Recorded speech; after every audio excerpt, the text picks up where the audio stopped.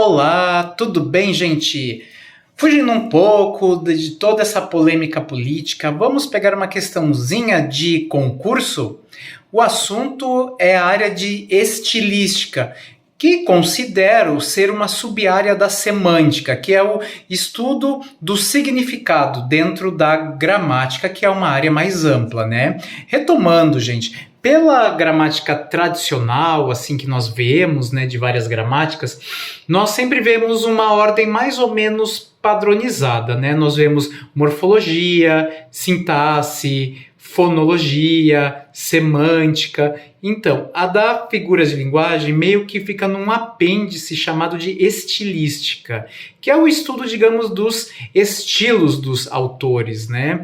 E isso aí flerta muito com o uso extremamente artístico e aprimorado da linguagem. Vamos aí, ó.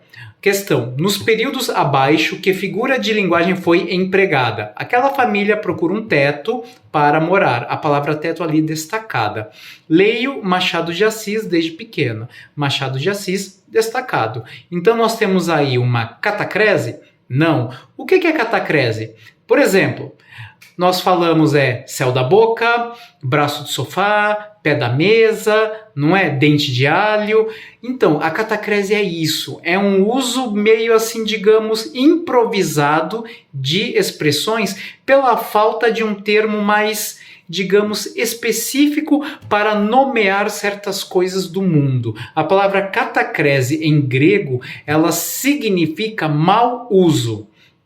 Não é catacrese. Por quê? Porque ali nós temos palavras que estão realmente nomeando as coisas pelas quais elas foram concebidas, né? Metáfora. Metáfora também não é por quê. Metáfora é uma comparação implícita, ou seja, escondida, em que nós vamos comparar duas coisas aparentemente distantes uma da outra, ou seja, que elas não fazem parte do mesmo campo semântico. O que é campo semântico? Campo de sentido. Por exemplo, dentro do campo semântico de automóvel, nós vamos ter o quê?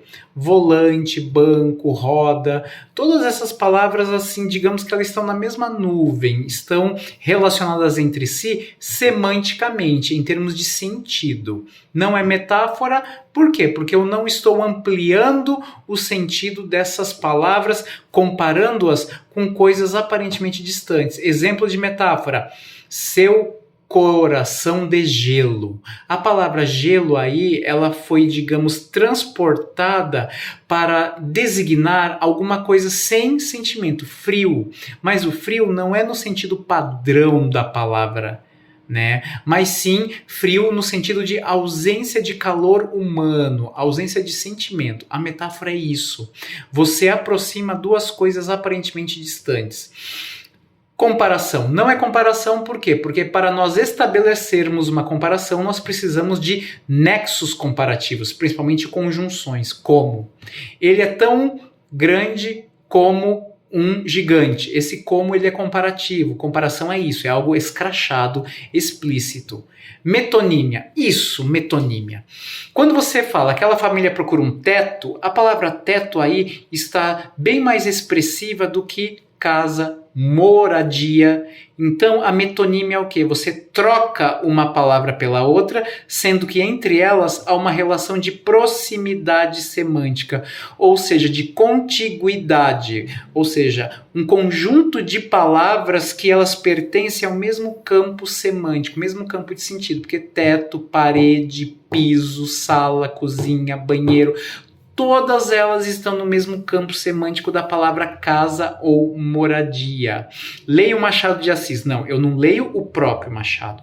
Eu leio as obras que ele fez. Mas deixa eu colocar, leio os livros de Machado de Assis, a expressão se torna mais elegante quando eu uso só o nome do autor, né? Por exemplo, quando você entra numa sala, vejo 30 cabeças. Metonímia de novo, porque cabeças torna mais expressivo do que falar 30 pessoas, não é verdade?